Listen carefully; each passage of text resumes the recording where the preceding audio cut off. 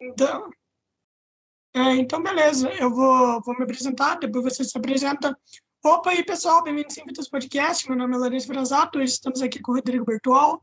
Rodrigo, se apresenta para o pessoal, fala o que você faz e quem que você é. Salve, salve pessoal, tudo bem? Eu sou o Rodrigo Bertual, eu sou papiloscopista aqui no Paraná, atuo nessa área há 12 para 13, não, 13 anos já, e comecei a carreira sem saber o que me esperava, né? Sem entender exatamente o que eu ia fazer, porque na época que eu me inscrevi para o concurso, a intenção era fazer para investigador de polícia, uma vez que já era a minha intenção desde a adolescência, ser policial, era uma coisa que eu sentia vontade de fazer, mas no momento da inscrição, eu e a minha esposa, a gente fez a inscrição junto, a gente debateu ali, discutiu, não, mas olha só, investigador, poxa, é um pouco mais arriscado. Eu falei, tá, eram 3 cargos que a gente podia escolher, né? Investigador, escrivão ou papiloscopista. Aí eu falei, bom, já que escrivão está fora de cogitação, eu também vou tirar de cogitação escrivão, porque infelizmente o cargo de escrivão, ele é um cargo que tem, assim, uma grande quantidade de responsabilidades e o reconhecimento não é compatível. Então, eu costumo brincar que o escrivão é o carregador de piano na Polícia Civil. E papiloscopista não sabia nem o que fazia. Mas, como havia ali uma leve vantagem salarial, eu falei, tá, vamos arriscar aqui para ver o que é, pelo menos eu já estou dentro da polícia se passar. E passei no concurso, fiquei esperando quase 2 anos para ser nomeado, foram 2 anos assim de uma grande ansiedade. Entrei em 2009, então o concurso eu fiz em 2007, 2009 que eu recebi a chance de entrar mesmo, fui nomeado e tomei posse do cargo. E durante o curso preparatório na escola de polícia, é que eu fui aprendendo exatamente o que eu poderia fazer como papiloscopista, o que era a carreira, porque até então, quando eu prestei o concurso e fui aprovado, comecei a dar uma olhada no que o papiloscopista fazia, e, grosso modo, trabalhava basicamente no Instituto de Identificação fazendo identidade. Então, era como se fosse uma carreira bem estanque nesse sentido. Mas, no decorrer da formação na escola de polícia, a gente foi aprendendo que a papiloscopia também envolve a parte de perícia papiloscópica.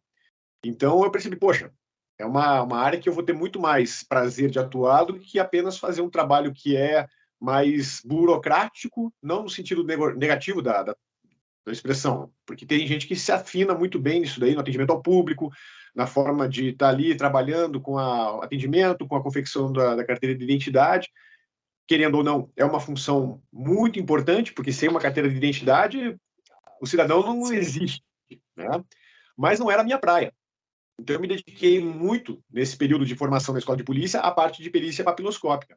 Então, quando fechou o período da escola de polícia, a gente foi para o Instituto de Identificação, daí para ser lotado efetivamente nas áreas onde poderia ser melhor aproveitado. Naquele momento, a vaga de papiloscopista do laboratório papiloscópico estava aberta.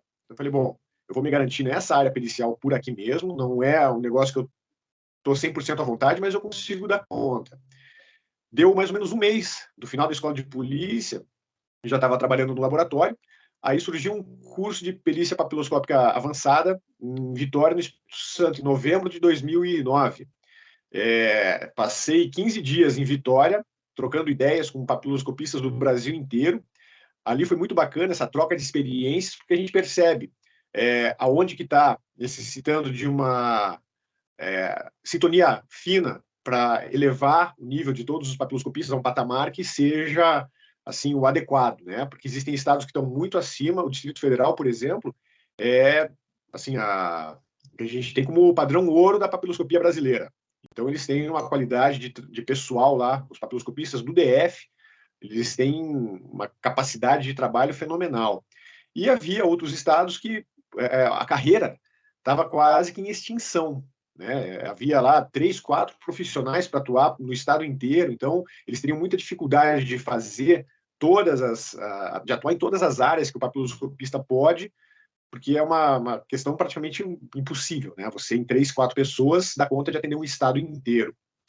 Então eu percebi nesse curso que aqui no Paraná a gente até que estava num nível bem bacana, mas que tinha espaço ainda para a gente evoluir. À medida que a carreira foi correndo, eu fui trocando de áreas dentro do instituto, porque a quantidade de pessoal que a gente tem no serviço público, de uma maneira geral, nem sempre está adequada à questão do serviço, né? Então, às vezes, precisa se desdobrar e tal. Fui trocando de áreas, aprendi bastante sobre o trabalho do Instituto de Identificação de uma maneira bem ampla, e atualmente eu estou lotado no setor de local de crime do Instituto de Identificação, mas prestando serviço exclusivamente na divisão de homicídios e proteção à pessoa. Então, o meu plantão acontece na DHPP, e a gente acompanha daí o pessoal do plantão de investigação nos atendimentos ao local de crime. Cara, me diz uma coisa, por que a área papiloscópica não, você acha assim que não é tão reconhecida? Por conta que quase ninguém que eu conheço, assim, quase ninguém conhecia. A única pessoa que conhecia era minha mãe, por conta que minha mãe ela vê aqueles documentários nos aeroportos, tá ligado? Daí eles utilizam muito em aeroporto, essa coisa da digital e tal. Então, por que você acha que não tem o devido reconhecimento? É que a papiloscopia, ela, como é uma coisa que fica voando abaixo do radar, por questões assim, a gente trabalha numa linha muito estreita, assim, entre o que a gente pode divulgar e o que a gente tem que manter nos bastidores. Porque o que a gente divulga com mais facilidade é essa questão da identificação humana para fins de emissão de documento, né? Ou na questão de identificação cadavérica na hora de comprovar a quem pertence o cadáver que está ali sendo questionado. Então, os demais campos da papiloscopia, eles não têm essa visibilidade porque se a gente começa a divulgar demais o nosso trabalho, vai ter o lado negativo. A população vai entender melhor o que o papiloscopista faz, mas também o pessoal do lado errado da linha ali, a bandidagem, vai saber, pô, então isso daí acontece, assim que eu posso evitar de ser pego e tal. A gente tem essa questão aí de divulgar apenas uma parte do trabalho. E mesmo divulgando essa parte do trabalho, não faz parte do cotidiano das pessoas, por exemplo, se preocupar com a impressão digital, com a carteira de identidade delas. Uma vez que a pessoa fez o documento, imagina que não vai precisar mais. Agora que a gente teve uma alteração muito positiva na legislação, porque por mais que a impressão digital da pessoa não se altere com o passar do tempo, a fisionomia se altera. E quando você apresenta toda a tua carteira de identidade, quem está olhando ali para a carteira, olhando para você, pô, ele vai ver a foto, ele não quer saber da tua impressão digital. A impressão digital é para quem é profissional da área, né? Então, agora, a carteira de identidade ela vai ter validade por 10 anos, então o cidadão vai precisar renovar o documento e isso vai manter a fisionomia dele atualizada, entre aspas, porque 10 anos ainda é um lapso temporal muito grande, né? Mas o adulto até que não muda tanto. Agora, de uma criança para um adolescente, de um adolescente para o adulto, já tem uma alteração significativa. Independente disso, essa alteração é positiva. Mas a questão de pouca gente conhecer também é porque o trabalho pericial ele começou a ter uma visibilidade maior quando a série CSI estourou. Então, ali a galera começou, pô, a perícia faz isso, a perícia faz aquilo. Tanto que quando eu passei no concurso, uma das pessoas que ficou sabendo falou, nossa, vai ser CSI. Então, eu falei, bom, em termos, vou, né? Porque no Brasil também existe um problema na perícia, que a papiloscopia, ela é uma das ciências que compõem as ciências forenses, né, para a prática de perícia, mas aqui no Brasil, o fato do papiloscopista não ter um nivelamento de nível superior. Puta, nossa, ficou horrível isso. No Brasil, o papiloscopista pode ser de nível médio em alguns estados, né? E é necessário ter nível superior em outros. Então, o Código de Processo Penal, ele prevê que o perito ele tem que ter curso superior. Então, isso aí faz com que o cargo de papiloscopista ele seja enxergado, às vezes, como um auxiliar do perito, coisa que não é bem assim, né? O fato de alguns papiloscopistas terem nível médio é um impeditivo para a gente ter o devido reconhecimento da carreira em algumas circunstâncias. Aqui no Paraná, felizmente, a partir do concurso, eu não sei se não foi o meu, de 2007, que exigia para todos os cargos ali nível superior, porque até então, apenas o cargo de delegado, que é apenas para bacharel em direito, que exigia nível superior. Então, de 2007 para cá, aqui no Paraná, todo policial civil ele tem nível superior.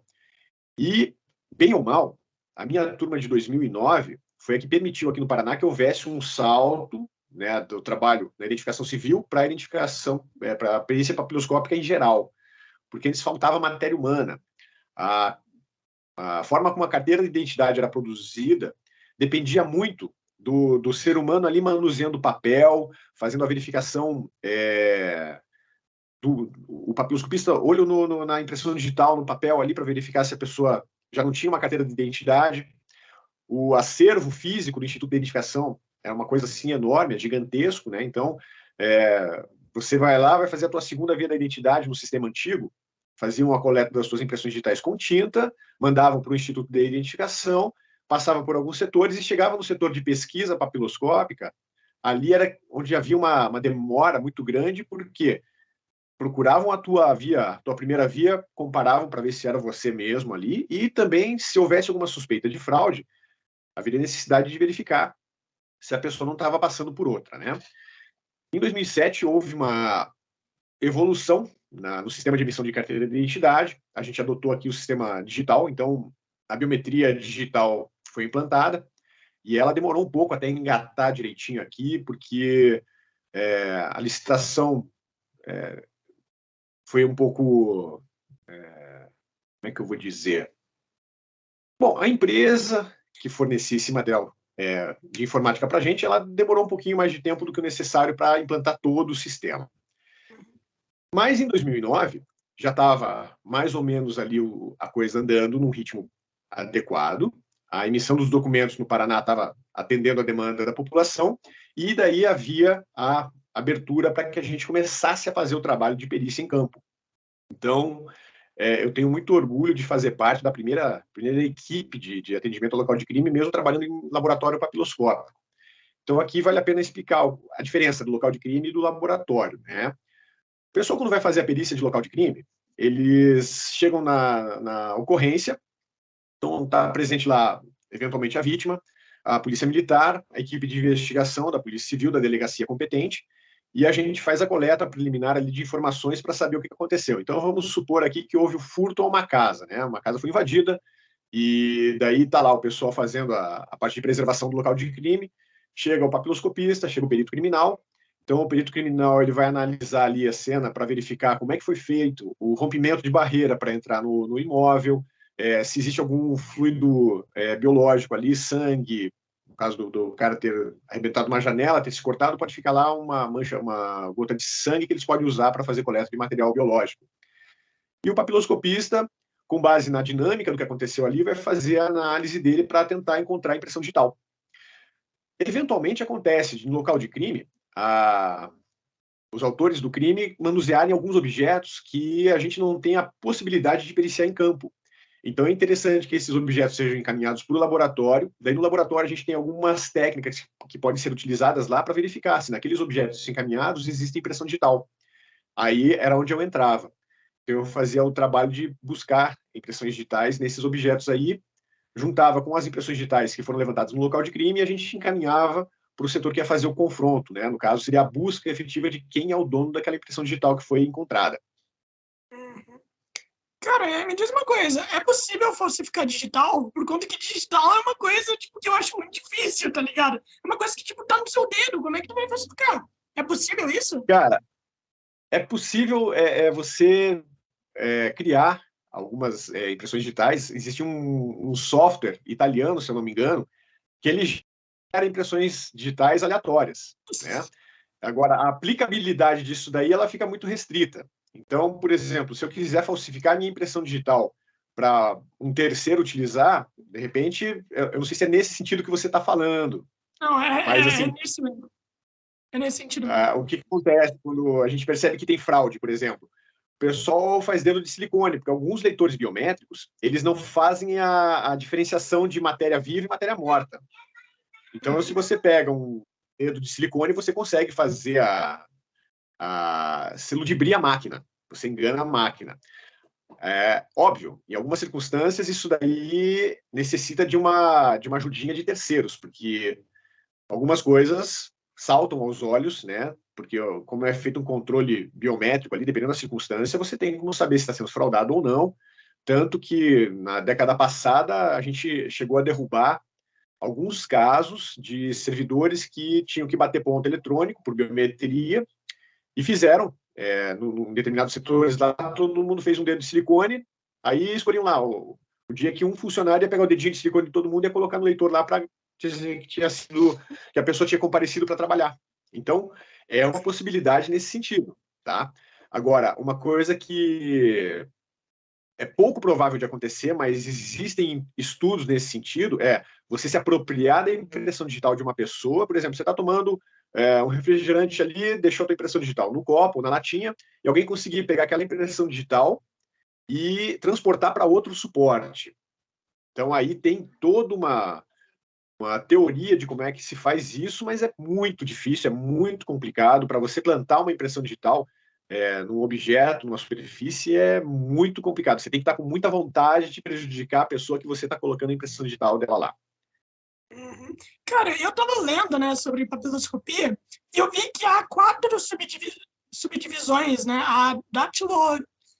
Qual que é? Datiloscopia, eu acho que é, e tem mais outras 2. Você saberia me dizer qual é a diferença?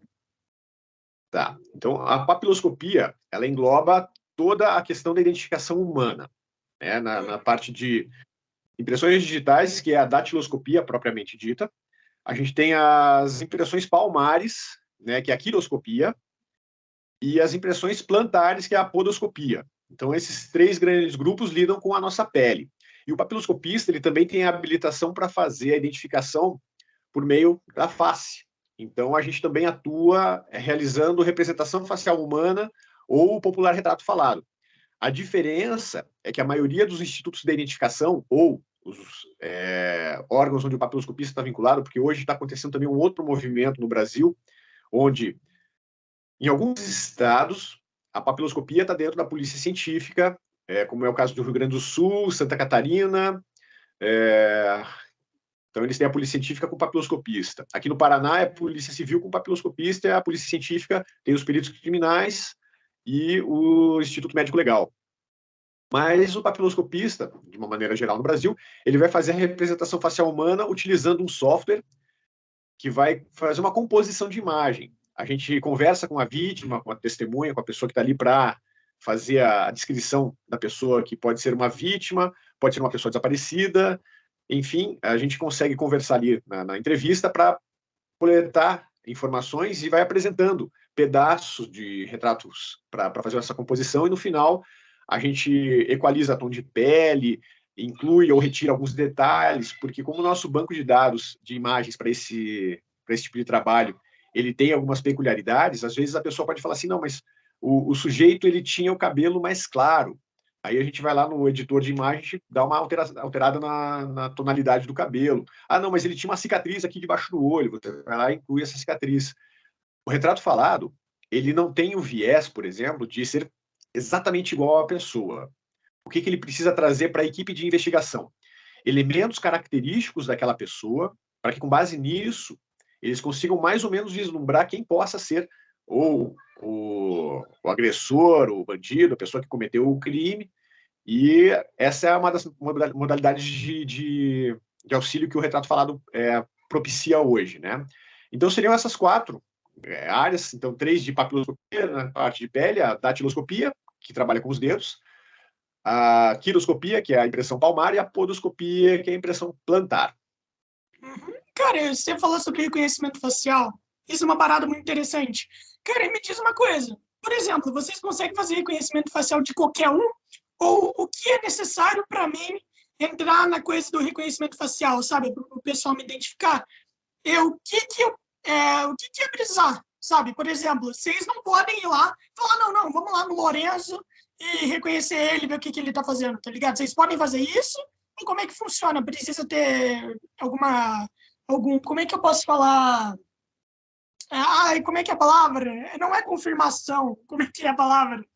É, cara, é tipo assim, Para fazer o. uma autorização. Vocês precisam de alguma autorização de alguém? Como é que funciona? Tá.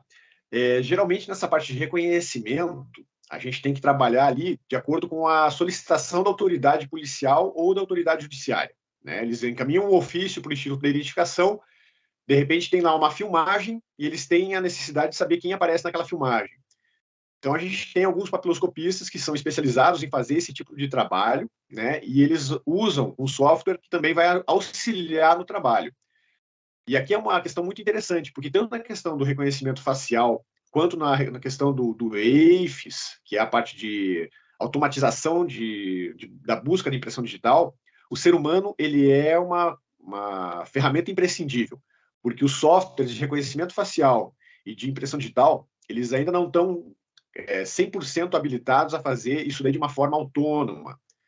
Mas vamos pegar essa tua questão aí do reconhecimento facial.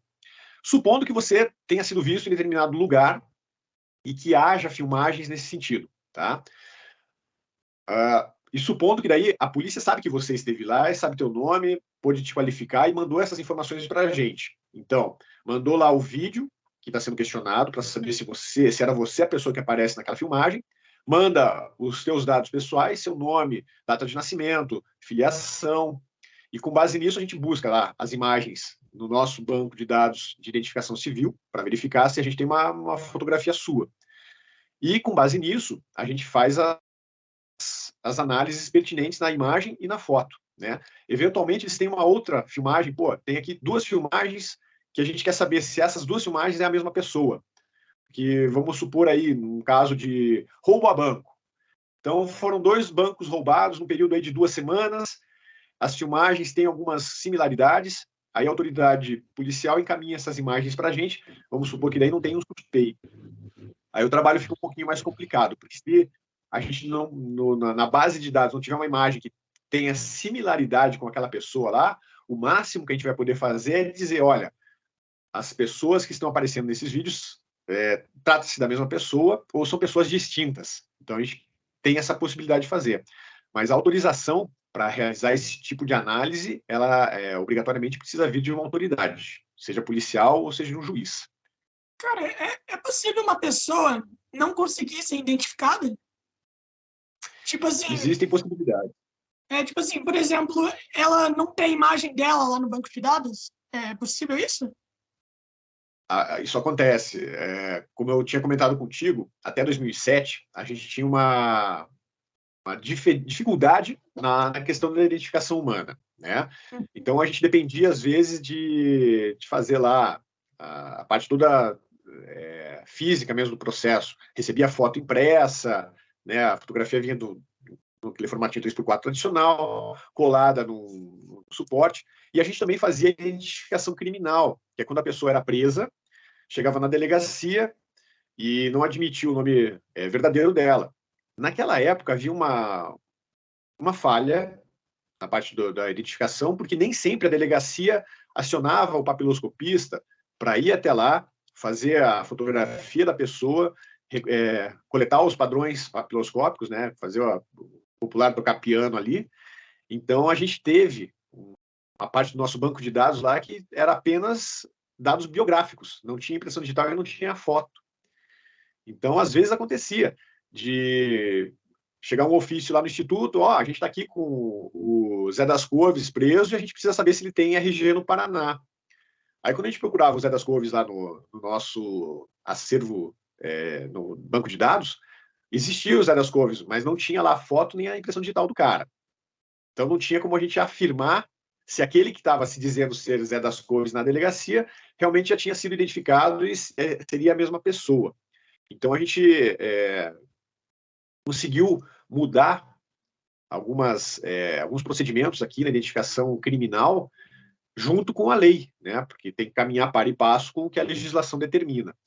E a legislação hoje ela diz que a pessoa civilmente identificada, se ela apresentar, né, no momento da abordagem ali, ou no momento do indiciamento, quando ela está na delegacia, ela apresentou um documento com foto que não gere dúvida, então não é necessário fazer a identificação dela.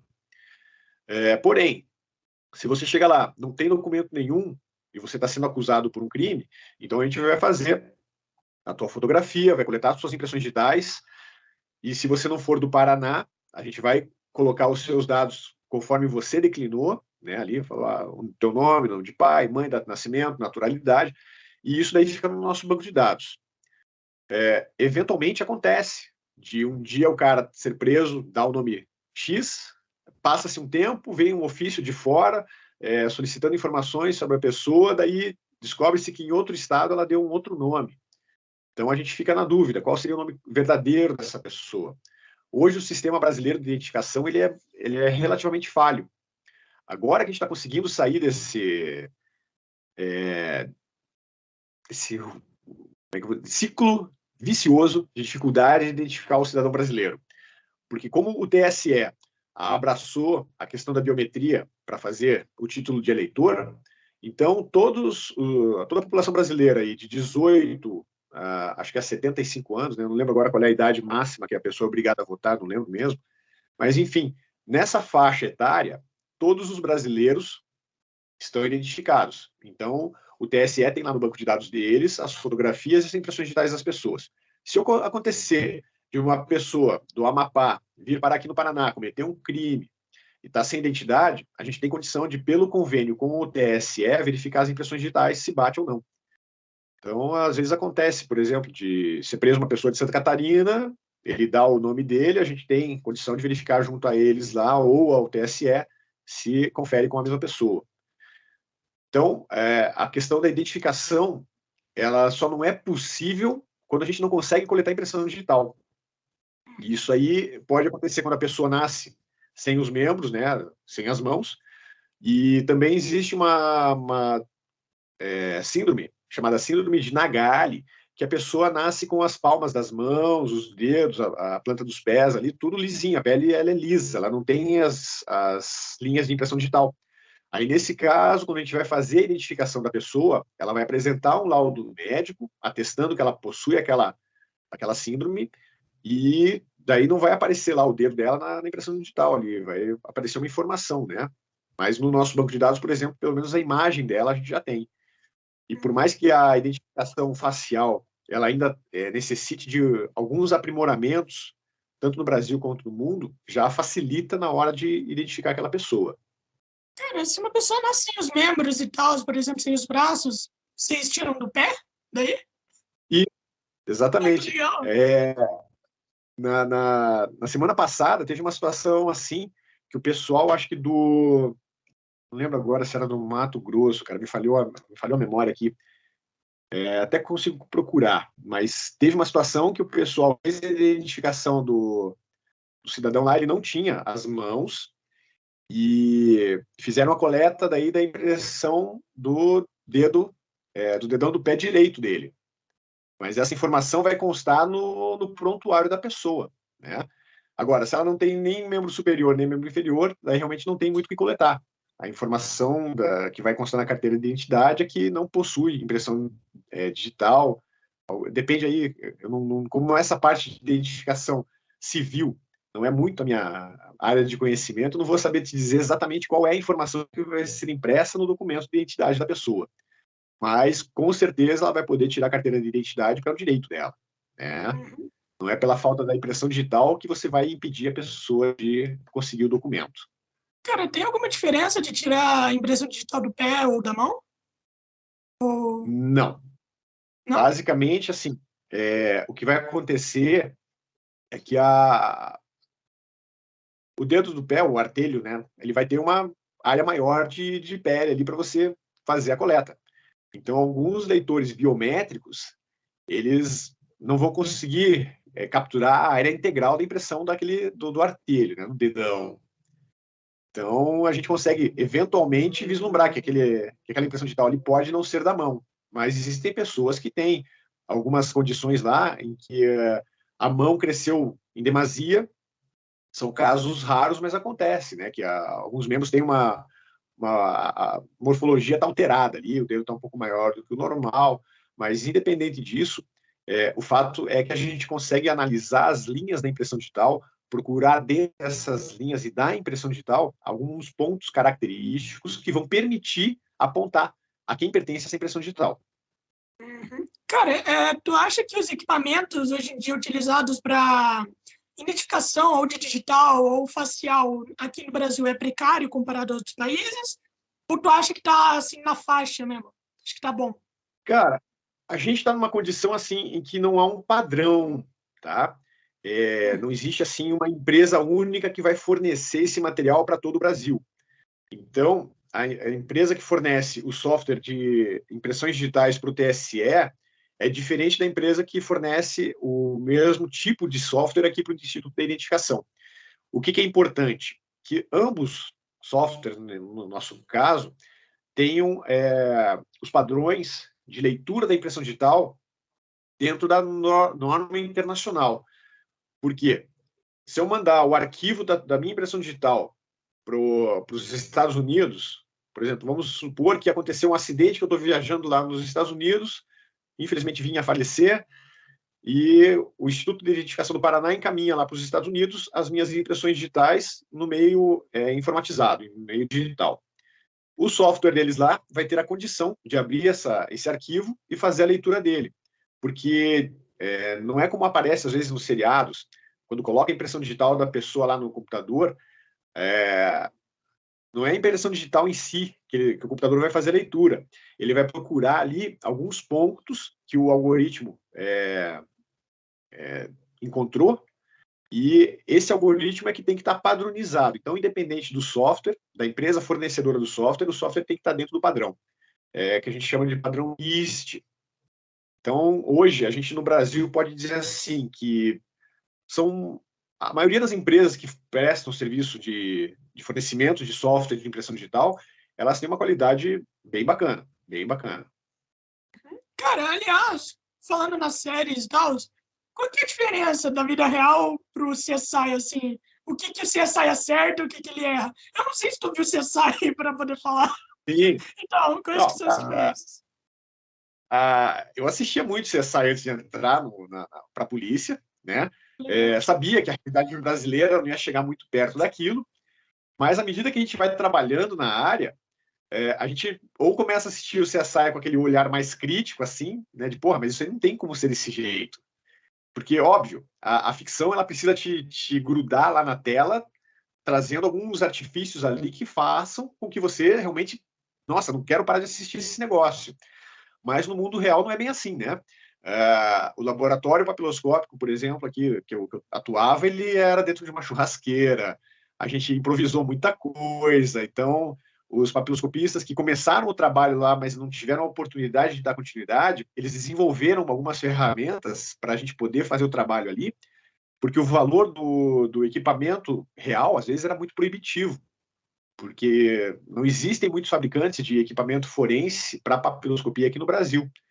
Normalmente a gente precisa importar, e daí tem a questão da variação do dólar, tem a questão do despacho, do lucro do cara que está fazendo ali a intermediação da empresa estrangeira com o órgão aqui no Brasil. Então, por exemplo, aquele potinho de pó que a gente usa, que é o mais comum na cena de crime, lá de você pegar e passar um pincelzinho lá para procurar impressão digital, às vezes ele ficava 15, 20, até 50 vezes mais caro do que no site do fabricante, porque eu, como era um dos responsáveis pela compra desse material, eu fazia essa pesquisa e verificava, meu Deus do céu, cara, por que está tão caro? Daí o carinha que era o fornecedor lá, o representante, me explicava, você tem que ver que tem a questão da diferença de dólar, tem licitação que a gente não consegue participar, então acaba que a gente fica com um produto encalhado, e daí depois tem que conseguir fazer esse negócio girar, porque senão prejuízo, blá, blá, blá. Aí, o que acontece? O mundo real é bem diferente mesmo das séries. E uma coisa bacana que aconteceu em 2011, se eu não me engano, eu participei de um congresso em Brasília, e nesse congresso participaram 3 peritas do CSI Las Vegas. Então elas vieram para o Brasil para fazer uma palestra. Pô, foram palestras assim excepcionais, porque o americano, uma coisa que é muito bacana na parte de pesquisa deles, eles às vezes vão se aprofundando no detalhe do detalhe do detalhe, né? Então, uma das palestras, por exemplo, foi com relação à possibilidade de você revelar fragmento de impressão digital em estojo de arma depois do disparo, né? Porque o senso comum faz com que a gente acredite que depois que você deu o tiro, a munição ali esquentou, né? Por causa da explosão da pólvora, como houve o disparo, e se tivesse alguma impressão digital ali, evaporou. Aí o que acontece? Essa menina lá dos Estados Unidos, ela fez um estudo, não só de munição disparada, mas de munição que tinha sido recolhida intacta no armamento. Na parte de armas, o quanto de impressão digital que localizava em revólver, em pistola, em escopeta. Foi uma palestra bem bacana nesse sentido. E a outra palestra, aí, que entra exatamente nessa questão do detalhe, do detalhe, do detalhe, foi da chefe do laboratório lá da parte de perícia, onde ela, no início da carreira, encontrou uma situação de uma impressão digital que ela perguntou para o chefe dela na época se era possível fazer uma inferência se aquela impressão digital tinha sofrido alguma distorção. O chefe dela não sabia responder, falou, não, essa é a tua tarefa de casa. Agora você vai ter que pesquisar exatamente isso. O que ela fez? Pegou o marido dela, né, em casa, na mesa de centro de vidro lá da casa dela, ela fazia o cara apertar o vidro lá e girar o dedo, né? Horário, anti-horário, para medir ali o quanto que estava acontecendo de deformação. Daí ela foi estudar anatomia, como é que é a anatomia dos dedos, das mãos aqui, para entender aonde que tem gordura, onde que é músculo, aonde que é tendão, o que isso daí afeta. Então, ali, para todo mundo que assistiu essa palestra, nossa, foi uma coisa que abriu muito o nosso horizonte, porque o que era o normalzinho para a gente? A gente chegava no local de crime, fazia o levantamento dos fragmentos de impressão digital, mandava lá para o pessoal do confronto pegava aquilo lá e só se atinha ao fato de que aquela impressão digital tinha sofrido uma leve deformação. Então, a partir disso daí, eu trouxe aqui para os colegas o seguinte, a gente tem que analisar agora com um pouquinho mais de critério, por exemplo, o tipo de superfície que foi manuseado, o tipo de objeto, para imaginar o que pode ter acontecido de distorção nesses fragmentos e, a partir daí, poder apontar com mais assertividade ali, com mais assertividade, não é nem tanto termo, mas com mais... Mais agora me acerto. fugiu o termo, mas quando você... Mais acerto. quando você... objetividade, né? Porque, assim, existem situações que a gente fica na dúvida. Porque o fragmento, um local de crime, quando você chega lá para ver, pô, é uma coisa bem diferente daquela impressão digital que é coletada no posto, ali, no leitor biométrico, a pessoa está calma, tá fazendo a rolagem direitinho do dedo. Numa cena de crime, quem está fazendo a movimentação ali não está preocupado na forma como está mexendo, ele quer atingir o objetivo dele. Pegar um bem de valor, cometer um assassinato, enfim, ele vai fazer com que a coisa aconteça. E nesse fazer com que a coisa aconteça, ele não vai estar deixando a impressão digital ali de uma forma que vai ficar bonitinha para a gente coletar e ter certeza, assim, de primeira, que é ele. Inclusive, teve um episódio de CSI que esse, infelizmente, eu não assisti. Mas teve uma colega que assistiu, ela chegou no dia seguinte lá dando risada. Ela falou, nossa, eles conseguiram uma impressão digital num fio de macarrão. Nossa. Aí eu falei assim, os caras são bons, hein? Aí é quando extrapola, né? Vai além do racional. E na época que o CSI estava assim no topo da audiência lá, tinha muito juiz que embarcou na onda deles e começou a pressionar o pessoal dos laboratórios, o pessoal da perícia lá, porra, mas no seriado acontece a resolução do caso em um episódio? Agora você está me pedindo prazo aqui de 2, 10, 15, 20 dias para fazer a perícia? Pelo amor de Deus, o que é isso? Então, tem essa questão da necessidade de tempo, né, para fazer alguns trabalhos ali. Porque, por exemplo, no laboratório papiloscópico, a minha câmara de fumegação, a gente era um aquário razoável e às vezes não compensava, por exemplo, eu pegar lá para colocar um objeto pequenininho. Às vezes eu precisava acumular um pouquinho mais para fazer meu Deus. A gente, quando pega Covid, cara, a memória começa a falhar assim de uma maneira absurda. É engraçado. Foi em outubro do ano passado que eu consegui curar desse negócio, mas às vezes a coisa foge. Caralho. Mas, enfim, precisava acumular objetos para colocar na câmara de fumegação para otimizar todo o processo, né? Gastar menos material, conseguir fazer uma perícia de qualidade em mais objetos, porque se eu for pegando cada caso separadinho, fazendo lá a colocação, um de cada vez, sem me preocupar com esse critério, eu vou estar desperdiçando material, né? Então, acontecia de, às vezes, um caso fica lá parado comigo, porque a gente, obviamente, tem uma escala de trabalho no tangente que crime contra a vida tem prioridade. Então, era sempre aquele crime que a gente vai colocar ele na frente da fila. Já aqueles que têm um menor potencial assim ofensivo, ou então que a gente percebe que a probabilidade de conseguir localizar alguma coisa naquele objeto é menor, a gente pode colocar ele no meio ou no final da fila. Então, tudo isso aí também depende da análise que a gente vai fazer no momento. Mas, independente disso, teve casos lá, por exemplo, que no laboratório eu demorei uma semana para conseguir processar o objeto e, eventualmente, dizer, olha, infelizmente, nesse objeto não tinha nada para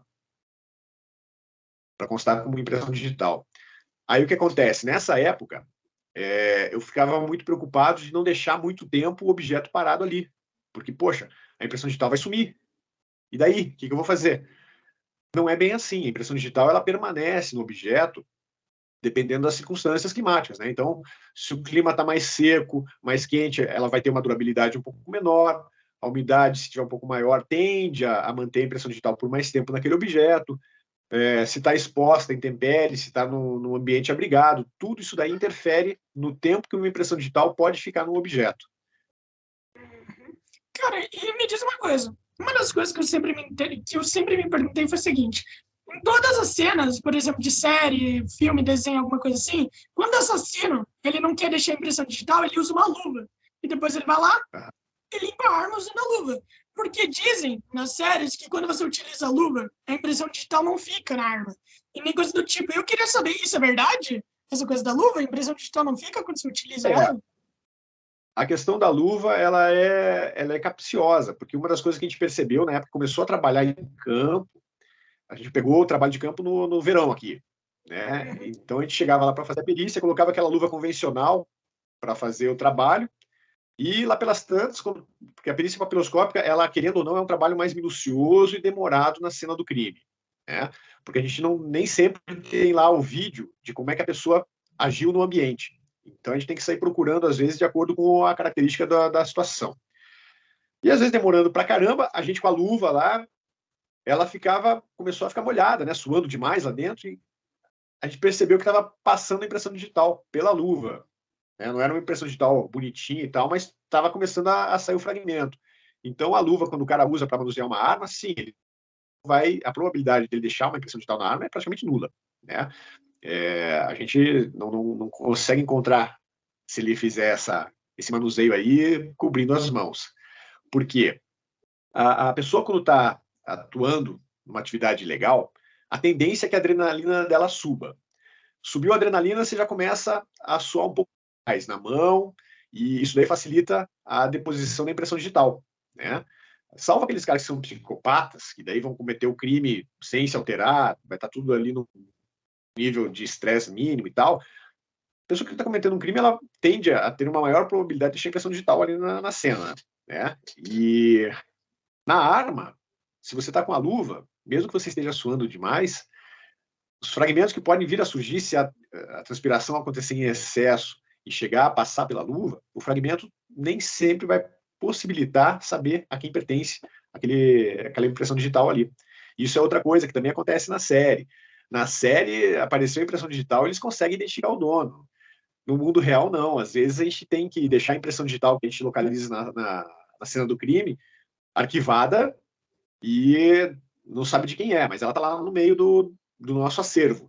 Porque o que acontece? Quando a gente vai fazer a busca da impressão digital no sistema, ele busca tantos casos criminais que já aconteceram, quanto na base de pessoas, né, que estão cadastradas ali.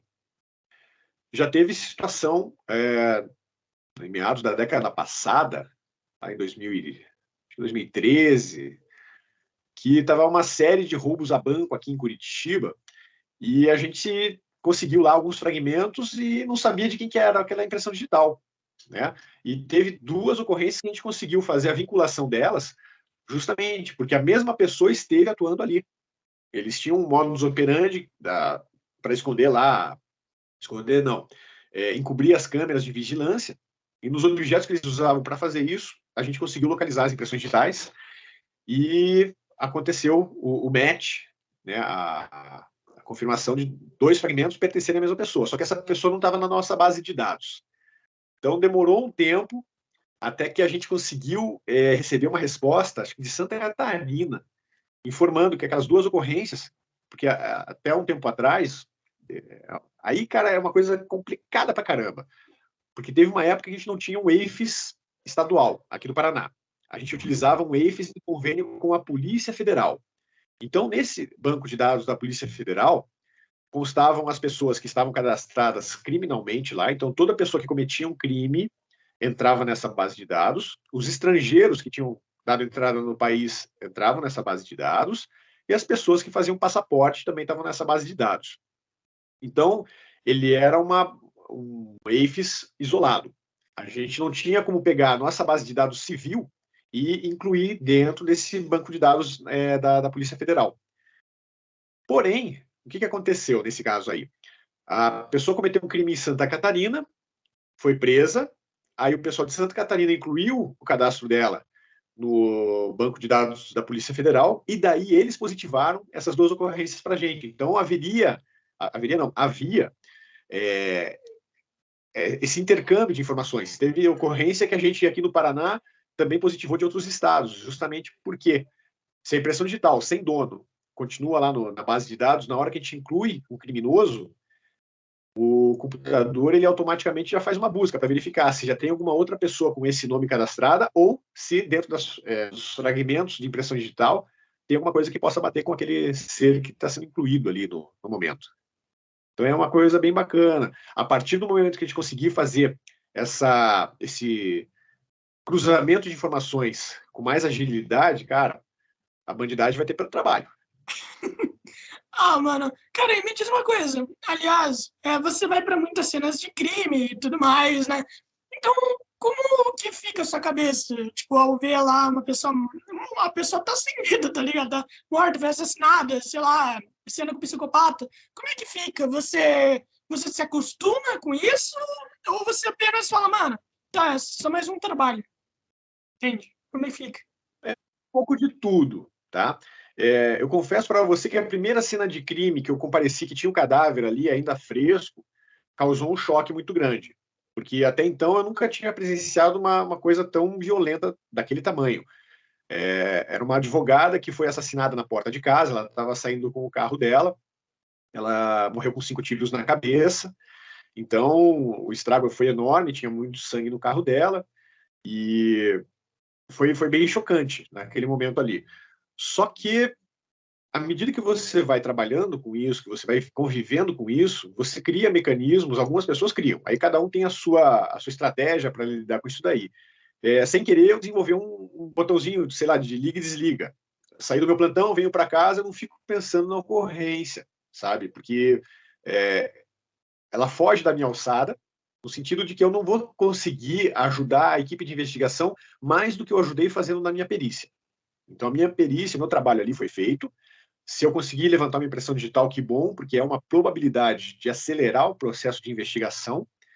E se eu não conseguir, poxa, é uma pena, né? Porque não é toda a ocorrência, né? Em toda a cena de crime que a gente consegue fragmentos de impressão digital, mas eu percebi que não adianta eu ficar em casa ali, putz, mas cara, que coisa, não sei o quê. O que choca um pouco a gente, às vezes, são os casos de suicídio. Né? Suicídio é uma coisa um pouquinho mais complexa, assim, porque teve uma situação que a gente se deparou lá com a vítima, uma vítima jovem. Ela deixou carta para a família, para pai, para mãe, para irmã, para melhor amiga, e a gente precisa ler aquilo ali e verificar com a família se aquele padrão de escrita, por exemplo, era compatível com o que a pessoa pensava, da maneira como ela se relacionava com eles, se usava expressões ali que realmente fazem sentido, né?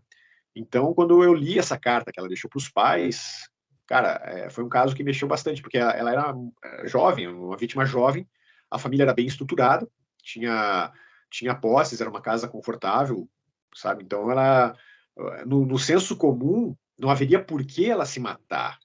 Mas a partir do momento que a gente começa a conviver com mais casos de suicídio, você percebe que não é um ato de covardia, né? A pessoa ali ela está num desespero tal que ela simplesmente não consegue enxergar uma saída para a dor dela. Então, uma das coisas que acontecem também, a gente muda a nossa perspectiva com relação a algumas situações. Então, houve uma época que eu pensava assim, não, o suicida é uma pessoa que, poxa, qual é o motivo para isso? Então, quando a gente começa a conversar também com psicólogos, porque hoje, felizmente, a gente tem também um acompanhamento psicológico, né? Os policiais que precisam desse tipo de apoio, tem um consultório que a própria Secretaria de Segurança Pública do Paraná fornece. Então, se houver necessidade, a gente tem esse apoio. Então, a gente percebe que A situação de suicídio é a que mais mexe, porque às vezes você se depara com situações como essa que eu te relatei. Agora, aquelas situações onde o crime ele tem uma violência maior, por exemplo, a pessoa morreu lá no meio de uma favela, levou tiro na cabeça, levou 8 tiros. Teve situação aqui que a gente se deparou com uma descarga de mais de 50 tiros na pessoa, sabe? Então é uma coisa assim muito violenta, é um recado muito grande que o assassino quer passar para quem está ali naquela região. Então a gente percebe que, poxa, faz parte do negócio deles, né? O cara, quando se propôs a entrar naquele mundo ali, ele sabia o risco que ele estava correndo. Então, se ele cometeu um ato de traição com relação a alguma outra pessoa ali e sofreu esse tipo de retaliação e foi necessário que os bandidos deixassem esse recado, você não fica tão chocado, no sentido de como é que eu vou explicar melhor, cara? Dá para dizer que é algo esperado, entendeu? Não choca por ser assim, choca pela violência. Porque você fica imaginando o que uma pessoa tem na cabeça a ponto de disparar mais de 50 tiros em uma pessoa, em outra pessoa ali, por mais que seja raiva, não sei o quê, isso realmente dificulta o entendimento. Agora, não chega a surpreender, porque se aquela vítima ali, na hora que o pessoal começa a coletar informações ali, porque a gente acompanha a equipe de investigação, e para ajudar o nosso trabalho, a gente também fica ali de ouvido do que acontece ao redor da cena, para conseguir, de repente, um objeto, uma superfície ali onde vai ter maior probabilidade de conseguir a impressão digital. Então, quando a gente ouve assim, não, mas ele era traficante, ele era aviãozinho do tráfico, ele era não sei o quê, então a pessoa já tinha um histórico de vida do crime, ela já sabia que corria aquele risco. Então, nesse sentido, a gente tem uma facilidade mais de focar no trabalho em si, e não na vítima. A família vai estar sofrendo, né? Tem lá os amigos, os familiares da vítima sofrendo. A gente não tripudia em cima disso, porque não é nosso papel, não é papel de nenhum ser humano fazer isso. Mas a gente consegue daí ter uma capacidade de análise mais focada, vamos dizer assim. Vamos procurar aqui o que precisa, deixar as outras equipes de perícia ali da criminalística, o pessoal que vai recolher o cadáver, fazer o trabalho deles, e chega no final do plantão, vai para casa e bota na cabeça as coisas que tem que fazer no cotidiano. Existem pessoas, por exemplo, os colegas que eu mais admiro dentro do Instituto de Identificação são os papiloscopistas que atuam na parte de necropapiloscopia. Então, é uma seção nossa do Instituto de Identificação que fica dentro do Instituto Médico Legal.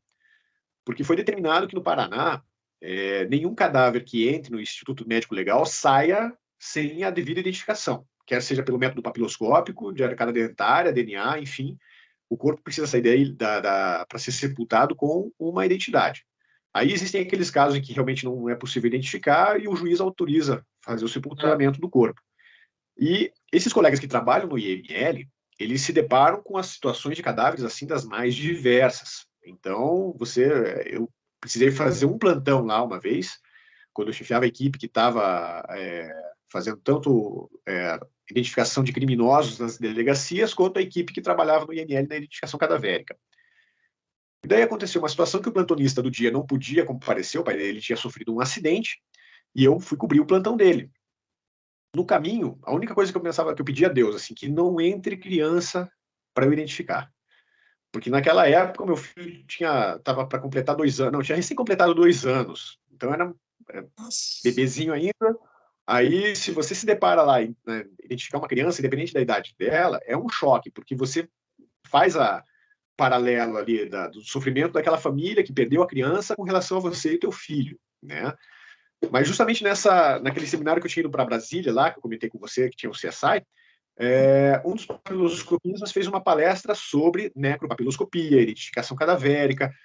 Tinha recém acontecido aquela tragédia de Petrópolis, então o pessoal do Rio de Janeiro estava mostrando lá como é que foi o atendimento às vítimas, como é que eles fizeram para conseguir identificar a maior parte dos corpos pelas impressões digitais. E em determinado momento, o palestrante mostrou lá no slide a oração do cadáver. Eu não vou lembrar exatamente de todos os termos, mas é um texto assim muito forte, no sentido de fazer você entender que quando você trabalha com identificação cadavérica, aquele tabu de lidar com um cadáver, ele é muito, sabe, mesquinho, porque quando a gente está identificando um corpo ali, a gente está permitindo que aquela pessoa possa vir a ser sepultada com dignidade, né? Então ela vai ter uma lápide com o nome dela, a família vai poder ir lá prestar as homenagens, chorar a saudade e tudo mais. Então, nessa oração, ele é colocado assim, independente de eu ter sido bom ou mal na minha vida, você está aqui agora para me... Puxa, é uma pena que eu não lembre mesmo. Mas é uma coisa muito bonita. Isso daí ficou na minha cabeça quando eu fui fazer esse plantão. Então, eu cheguei lá no IML, era feriado de 7 de setembro. Já tinha 2 corpos para serem identificados. Então, era um casal de irmãos, eles tinham, acho que na faixa de 20 e poucos anos, estavam vindo para Curitiba para visitar a mãe. Saíram de Ponta Grossa, vieram para Curitiba para visitar a mãe, sofreram um acidente na estrada, faleceram, e daí eu ia precisar identificar, confirmar a identidade deles. Então, já cheguei com coisa para fazer. Mas, justamente, parei, respirei, olha, faz o teu trabalho, né? E no decorrer do dia, naquele dia, graças a Deus por ser feriado, foram poucas as pessoas que deram entrada lá no IML. Eu acho que teve esse casal de irmãos. No dia anterior tinha dado entrada um idoso, que daí a família não tinha encontrado o documento no momento de fazer lá a liberação do corpo. Daí eles voltaram no decorrer do meu plantão e apresentaram a identidade dele para eu confirmar se era o cadáver ou não. Então houve a possibilidade de permitir que a família saísse dali com o corpo do ente querido. Aí teve um rapaz que faleceu na hora do almoço, ele estava no churrasco assistindo o jogo de futebol, não sei se ia ter jogo e tal. O cara morreu engasgado com uma linguiça, cara. Nossa. Então, aí no IML você se depara com isso, entendeu? As formas mais bizarras de morrer. Então o cara deu entrada lá, morreu engasgado com linguiça. E de madrugada teve um corpo que entrou lá que ele tinha sido, ou o cara se jogou na linha de trem na hora que o trem estava passando, ou jogaram ele lá, porque quando chega o corpo no IML, o papiloscopista não tem, às vezes, todas as informações sobre o que aconteceu com aquela pessoa, né? Independente disso, a gente tem que fazer a coleta das impressões digitais. Então, nesse plantão, foram esses casos apenas que aconteceram. Mas, óbvio, como o pessoal do IML lá, da assistência social, o pessoal de auxiliar de necrópsia, eles percebem que você é novato ali, que você nunca tinha pisado no IML, eles vão aproveitar para dar aquela, né, cutucada, de assustar, não sei o quê. Então, eles começaram a contar aquelas historinhas assim, que é para deixar o neguinho de cabelo em pé, não era o meu caso, porque isso aí eu consegui escapar. Mas, enfim, cara, foi assim, a nossa sala naquela época, ela ficava afastada no IML das outras salas, então era isolada. Aí quando eu vi que eu ia ter que passar a madrugada, eu falei, cara, não vou passar aqui a madrugada nunca. Porque ela fica bem do ladinho da sala de autópsia e do lado da sala do pessoal dos corpos não identificados putrefeitos, o pessoal que já estava em decomposição, que estava só esperando a autorização judicial para ser sepultado. Então era uma sala que ficava num lugar ali que qualquer barulhinho de madrugada você já ia ficar meio assim, né? Por mais cético que você queira ser, por mais racional que você queira ser, você prefere ficar do lado de alguém que, de repente, você ouviu aquilo ali? Ah, é. E, óbvio, eles contaram, cara, torça para não entrar suicida, porque quando entra suicida aqui, pô, começam a acontecer uns barulhos estranhos que começam em tal lugar do IML, atravessa aqui o corredor, a gente já viu vulto e não sei o quê. Então, pelo sim, pelo não, né? Eu fiquei lá na salinha do pessoal, passei a madrugada lá com eles, não fiquei sozinho. Nossa. Graças a Deus foi o único ponto que eu precisei fazer no IML. E nos locais de crime que eu atendo agora na DHPP, cara, não são só cadáveres frescos que a gente trabalha. Então, às vezes acontece encontro de cadáver em corpo d'água, por exemplo, que o corpo já está lá há dias, semanas, então já está num estado de decomposição bastante avançado. Aí eu fico pensando, nossa, coitado do pessoal lá do IML, quando se depararem com esse corpo aqui, o trabalho que vai ter que fazer. Corpo carbonizado, por exemplo, também existem algumas técnicas que a gente usa para fazer a identificação, quando é possível coletar tecido das mãos, né? Porque se não queimou totalmente a mão ali, às vezes a gente consegue uma área de tecido ali do dedo que permita identificar aquele cadáver, por mais irreconhecível que ele esteja. E existem casos assim também que chocam bastante, que é pessoa que morre sozinha em casa, e daí só vão perceber que tem alguma coisa errada ali quando o cheiro já está insuportável.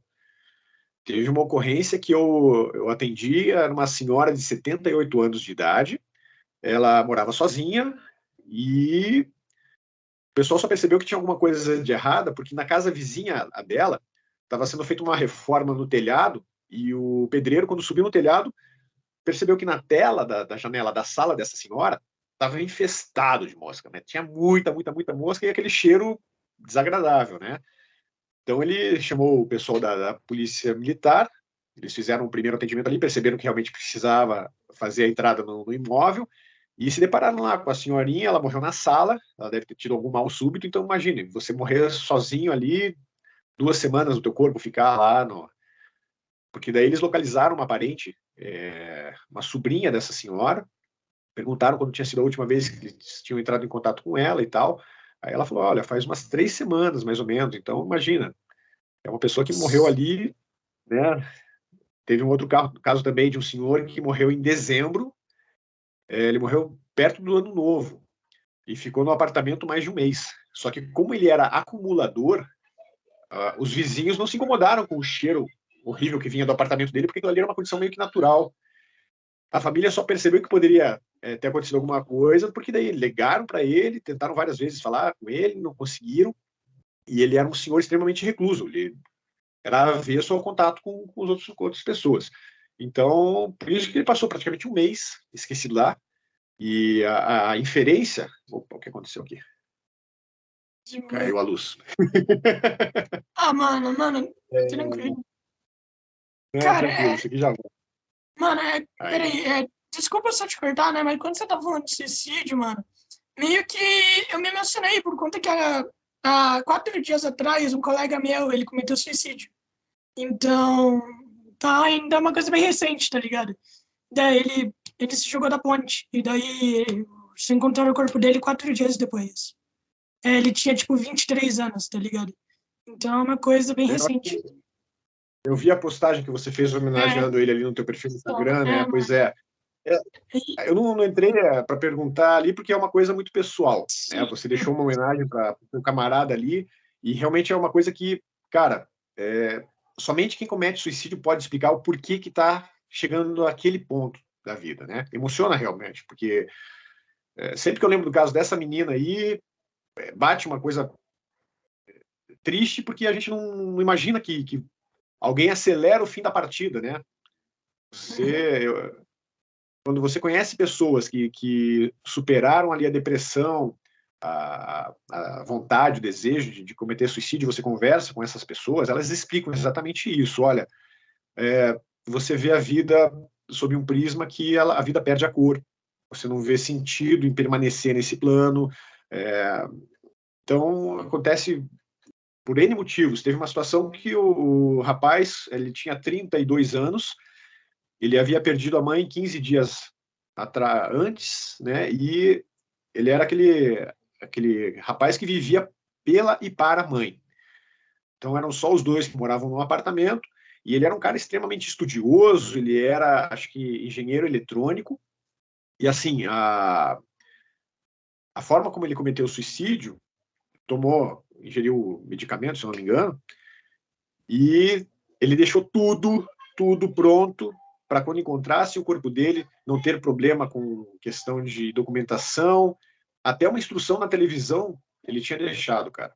Então você percebe assim, poxa, mesmo pensando em cometer esse ato, ele ainda teve o cuidado, né, de se preocupar com quem ia ficar aqui com as coisinhas dele e tal. Então realmente é uma coisa que a gente fica chateado porque no teu caso, não sei qual era a proximidade que você tinha com ele, mas eu convivo com um policial. Eu tenho um grande amigo policial que o melhor parceiro que ele teve na instituição, aquele amigo assim de frequentar a casa um do outro e tudo mais, o cara cometeu suicídio e o camarada ele fala assim, pô, eu me sinto culpado porque eu não consegui ajudar ele, sabe? sim. Esse é outro grande problema também para quem fica, porque daí fica se cobrando, por que eu não ajudei, por que eu não fiz mais por essa pessoa e tal, principalmente quando é caso de pai que precisa sepultar o filho. Teve uma senhora que, cara, esse caso foi assim, também muito chocante, caramba, porque a menina ia fazer 15 anos, naquela semana, então a mãe perdeu a menina por uma questão assim de, como é que é o termo agora? Difamação na internet, tá? Começaram a publicar coisa da menina na internet, coisa negativa, negativa, negativa. Ela não suportou e cometeu suicídio. Então a mãe, eu percebi quando a gente entrou na casa que ela era uma pessoa de fé, né? E ela estava muito abalada, porque quando ela chegou em casa, o corpo da filha ainda estava quente. Então ela Nossa. queria, porque queria ter feito alguma coisa para ajudar a menina e tal, só que não foi possível. E daí eu falei para ela, né, para tentar amenizar um pouco a dor, eu falei, olha, agora você vai precisar se apegar bastante à sua fé para iluminar o caminho da tua filha. Então a gente também tem esse lado, sabe? Como policial ali, eu não consigo me furtar de fazer, às vezes, uma tentativa de apoiar a pessoa que está passando por essa situação. E não é só em caso de suicídio. Teve uma outra situação que eu me deparei aqui, que o filho havia falecido, ele provavelmente sofreu um infarto, morava com a mãe, era uma família de posses e tal, só que o médico do SAMU não pôde atestar a morte, né, natural ali, ou por qualquer coisa que seja. Daí a gente é acionado. Então é só para fazer um trabalho pro forma nesses casos, mas a mãe desse rapaz, ela estava desolada. Ela estava totalmente desolada.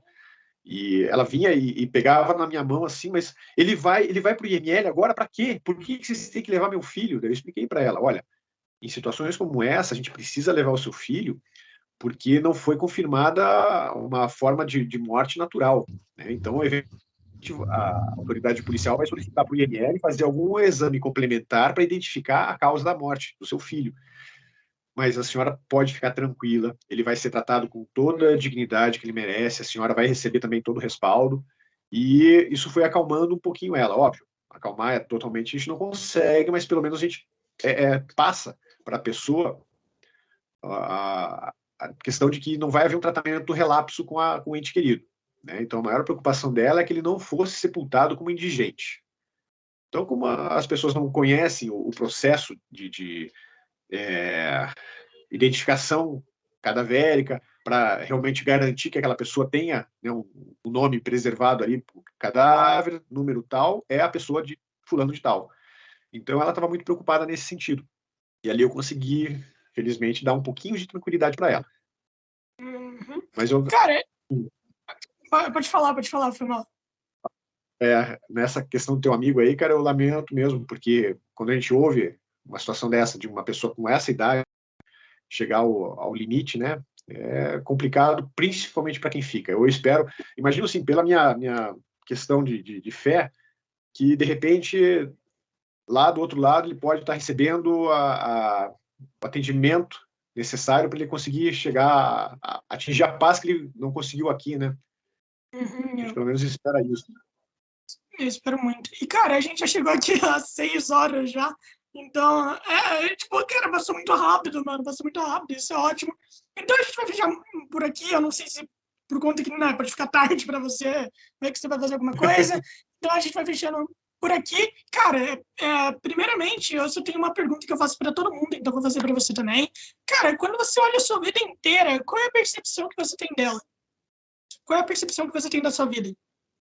Uhum. Olha, quando eu começo a contar as histórias da minha vida, independente da fase dela, porque agora eu estou com 46 anos. Então, segundo a genética da minha família aqui, dá para dizer que eu estou no. Fechou o primeiro tempo. Né? Então, existe uma grande probabilidade de eu morrer lá pelos 90 anos se não acontecer nada extraordinário no meio do caminho.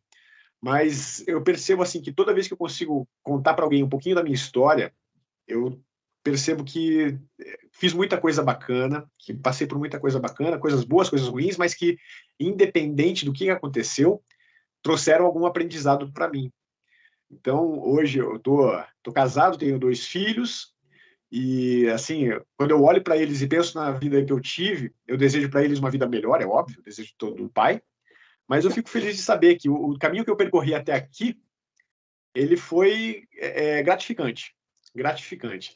E na questão de ficar conversando sobre papiloscopia, cara, o nosso curso de formação, se a gente fosse levar apenas a carga horária restrita à parte da ciência papiloscópica, bicho, eu não sei te dizer quanto tempo que eu ficaria conversando aqui para te passar algumas nuances do que a gente faz. Porque, como eu comentei contigo, eu não posso entregar todo o tesouro, né? Sim, Como sim. é que é aqui a parte.